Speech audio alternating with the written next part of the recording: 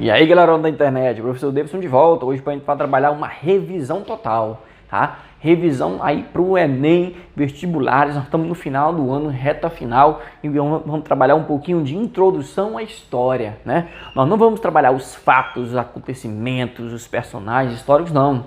Vamos falar um pouquinho sobre a escrita da história, para que serve, tá? O que é o historiador, por que ele escreve, para que grafar isso aí, tá certo? Para que historiografar? É isso que a gente vai ver agora em 5 questões. Vamos lá? Primeira questão.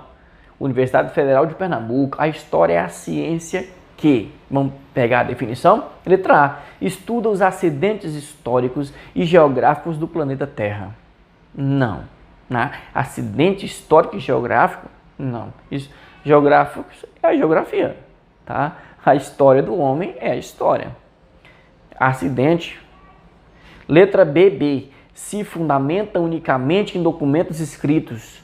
Quando aparecer isso aqui, unicamente, é sempre, apenas, somente, absolutamente em história, você pode já desconfiar, tá? Então a história ela é feita apenas, somente com documentos escritos? Não.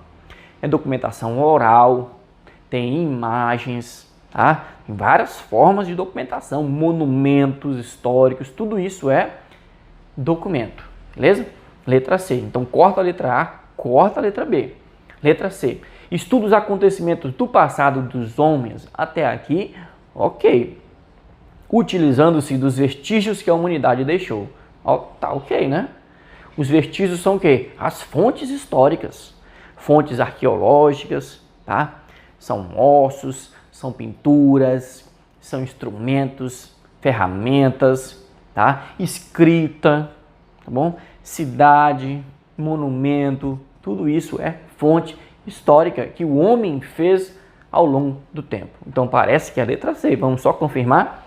Letra D, estuda os acontecimentos presentes para prever o futuro. Ciência não prevê futuro, tá bom? Você já risca isso da tua cabeça. Nenhuma ciência prevê futuro, tá? Ela pode fazer conjecturas, né? O que poderia acontecer se isso acontecesse agora. Agora, prever futuro? Não. Letra E. Estuda a causalidade dos fenômenos físicos e sociais com base no empirismo. De jeito nenhum, tá? Fenômenos físicos. Físicos é a física que trabalha, tá bom? Beleza? Então, ficou a letra C, né? Questão número 2. Analise o texto a seguir. E repare o leitor como a língua portuguesa é engenhosa. Um contador de histórias é justamente o contrário do historiador. Não sendo um historiador, afinal de contas, mais do que um contador de histórias. Eita, isso aqui ó, é do Machado de Assis, citado pelo Sidney Chalub. Então bora lá ver a questão. Ante as novas tendências interpretativas da história, tá? Há uma diferença entre o contador de histórias e o historiador, de acordo com a qual é correto afirmar que: letra A. A literatura torna-se inexpressiva ao historiador? Não tem expressão nenhuma, nenhum valor para o historiador? Risca isso. Literatura é também uma fonte histórica, mesmo sendo ficção. Então risca logo. B. Tá? O contador de história recorre à ficção e o historiador envolve-se com o real, de acordo com a sua interpretação e as práticas sociais consideradas. Eita, parece que é essa, hein? O contador de história, o literato, tá? Imagina, cria personagens, tá? Recorre à ficção. E o historiador vai aonde? No fato real. Parece que está certo, vamos só confirmar, né? Letra C. A interpretação do historiador, apesar de valorizar a diversidade de informações, deve limitar-se à do contador de histórias. Tá? Então está dizendo que o historiador, apesar de usar várias fontes históricas, ele tem que se limitar, tá? a poesia, a licença poética do contador de história. Não, de jeito nenhum. O historiador ele tem que se basear em fontes justamente para tentar se aproximar o máximo possível daquilo que aconteceu. Tá? Não tem como escrever realmente tudo certinho da forma que aconteceu, mas a gente tenta se aproximar. Tá? Então a letra C está errada. Letra D. A história do cotidiano passou a ser depreciada pelos profissionais da história por menosprezar a análise social. A história do cotidiano é a história da vida das pessoas, né? A história da religiosidade, a história das famílias, tá? A história da alimentação. Isso é a história do cotidiano. Ela foi menosprezada de jeito nenhum. Hoje, cada dia mais, né, os historiadores se debruçam sobre pesquisas acerca de vidas, tá? De famílias, de personagens simples, tá? Que construíram uma história por trás desse cotidiano, tá bom? Então, de forma alguma, uma alimentação, tá? O que mais? Comportamentos sociais, comportamentos religiosos, tá? Comportamento em relação à morte, em relação à vida, em relação aos filhos. Tudo isso faz parte da história da humanidade e nunca é menosprezada, tá bom? Então, nós ficamos aqui com a letra B de bola, tá? O contador de história, ficção. O historiador, fato real, tá bom? Questão número 3. Por muito tempo, os historiadores acreditam, tá, que deveriam e poderiam reproduzir os fatos tal como havia ocorrido. Isso aqui é o Henk, Leopold von Henk, um alemão, né? Ele dizia que a gente tinha que escrever a história como realmente aconteceu. Mas não tem jeito, sei lá. Teoria lá do século XIX, tá? Dentre as características do conhecimento histórico que assim produziam, podemos assinalar corretamente. Letra A. Ao privilegiarem a realidade dos fatos, os historiadores esperavam produzir um conhecimento científico que analisasse os processos e seus significados. B. Era uma história linear, cronológica, de nomes, fatos e datas, que pretendia uma verdade absoluta, expressão da neutralidade do historiador. Essa é mais difícil, hein? Letra C. Como se percebeu ser impossível chegar à verdadeira face do que realmente aconteceu, todo o conhecimento histórico ficou marcado pelo relativismo total. E letra D. Os fatos privilegiados seriam aqueles poucos que eram amplamente documentados, como as festas populares e a cultura das pessoas comuns. E aí, qual é que você acha? Essa aqui não está moleza igual a 1 e a 2, não. Essa aqui está mais difícil. Aqui o nível de interpretação é top, tá bom? Então, bora lá de novo. O que nós estamos falando sobre a historiografia do século XIX. Que o historiador Leopold von Henk dizia que a gente tinha que escrever os fatos tal como eles tinham ocorrido, como eles tinham acontecido. Tinha que ser a descrição fiel daquilo ali, tá? Então, olha só. Letra A. Ao privilegiarem a realidade dos fatos. Agora vamos começar a analisar, tá? Os historiadores esperavam produzir um conhecimento científico que analisasse os processos e seus significados. Desse jeito aqui, não, tá? Esta ideia aqui, de jeito nenhum, tá bom?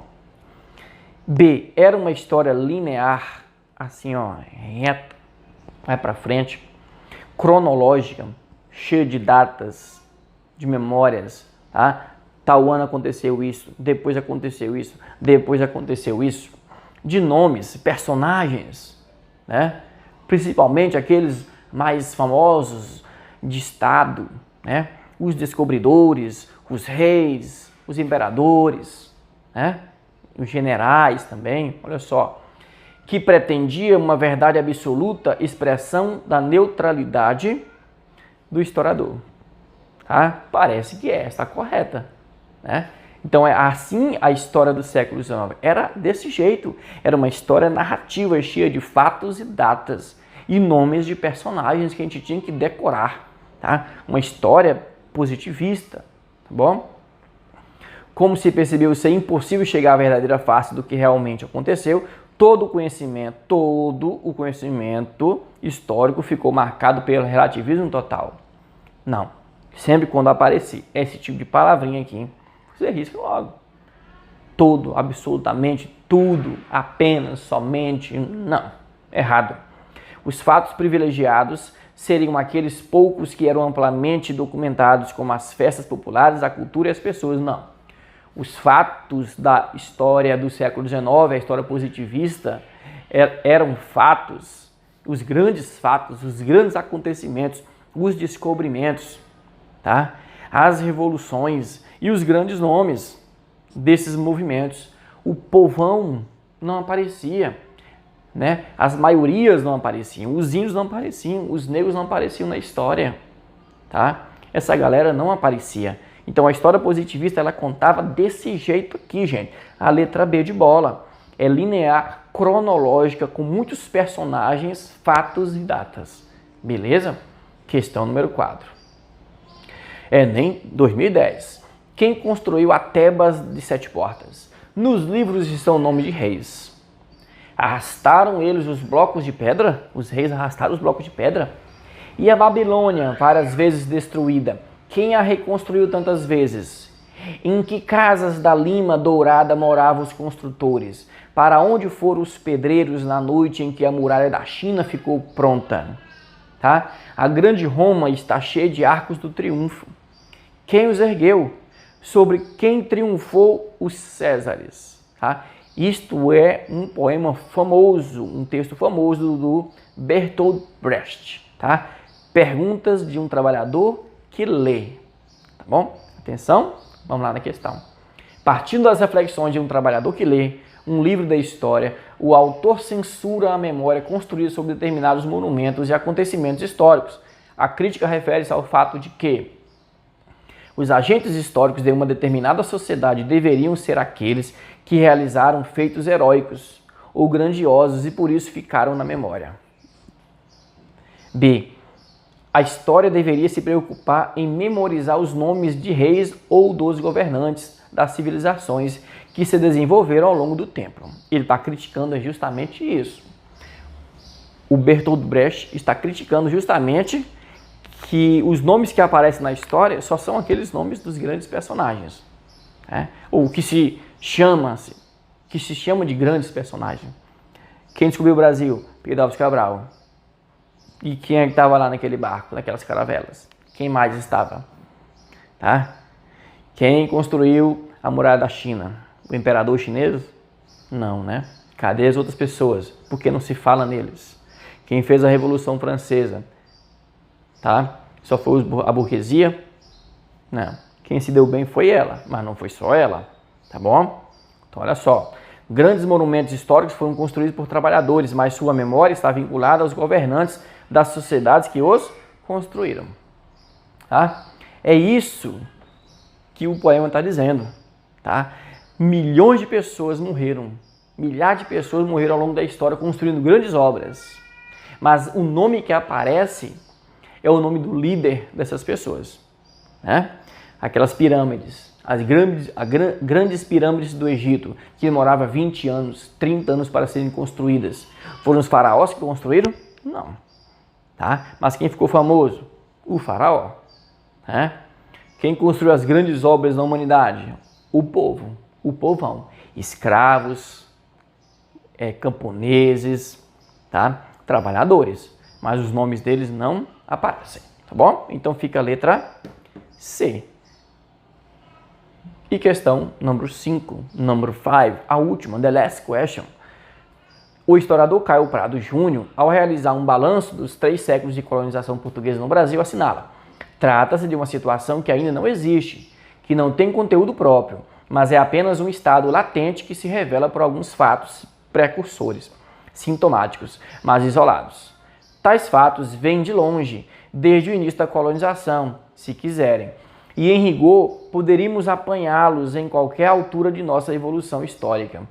O historiador, ao ocupar-se dela, enfrenta o risco de tratar o assunto anacronicamente, isto é, conhecedor que é da fase posterior, em que ocorre o seu desenlace, em que ela se define, projetar esta fase no passado. Tá? Caio Prado Júnior, formação do Brasil contemporâneo. O que ele está falando aqui, gente? Ele está falando do anacronismo. O que é anacronismo? É você olhar para o passado com a tua mentalidade de hoje, com as ideias de hoje. Não dá certo. O historiador não pode fazer isso. Tá? Olha aqui, ó, anacronismo. Consiste em usar termos e conceitos de um período histórico em um outro período que não corresponde ao analisado.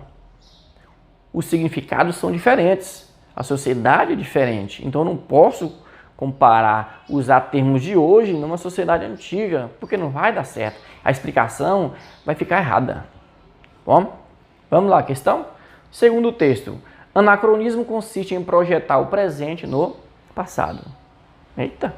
B. Todos os historiadores praticam anacronismo. Todos. Risca. C. O anacronismo é um método de investigação. Não, tá errado. D. Os estados latentes geralmente são anacrônicos. Também não. Também é errado. Tá? Letra E. A colonização é uma manifestação do anacronismo. Nada a ver. Nada a ver. Anacronismo é você usar ideias de um tempo em outro. Tá certo? E a única que fala disso aqui é esse. Anacronismo consiste em projetar o presente no passado? Sim. Tá? E o passado no presente? Pode ser também. É usar um termo de um contexto histórico em outro contexto histórico. Beleza, gente? Entenderam? Anacronismo, tá certo? Foco no lembrador. Inscreva-se no canal, dê um like nos vídeos, comenta e compartilha com a galera. Valeu? Um abraço e até a próxima revisão.